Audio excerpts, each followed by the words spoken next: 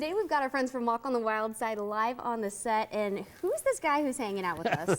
This is Nubs. Nubs is one of our badgers, and he's been a real vital part of our educational programs at Wildlife Images for a long time.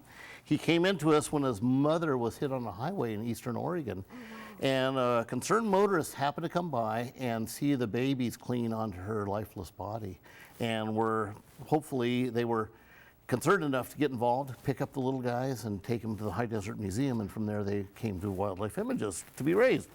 So the badgers are typically thought of by a lot of ranchers and farmers as a pest because they are burrowing animals, but they are actually doing a great service. They're out there eating jackrabbits and cottontail rabbits and ground squirrels and things like that that are usually causing more damage than the badger for sure.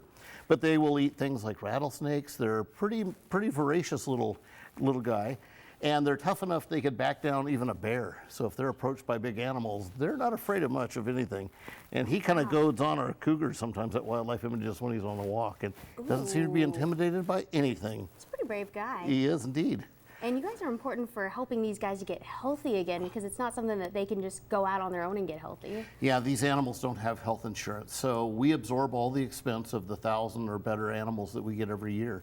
So we get everything in from, hummingbirds to big animals, badgers, all kinds of animals come into Wildlife Images. So if you find an animal in distress, make sure it is in distress. Do your research before you grab a hold of that. And of course, a lot of animals are dangerous, so be careful, have protective gear, or give us a call and we'll tell you how to proceed when you are going to interact with an animal.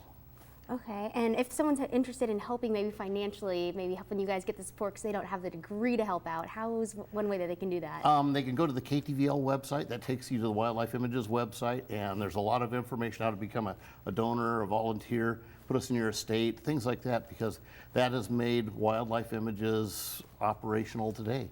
Without those pledges, without that education, or without being a member of Wildlife Images, we wouldn't exist for these critters. Oh, absolutely. And to find out more, like we were talking about, make sure to swing by our website, ktvl.com.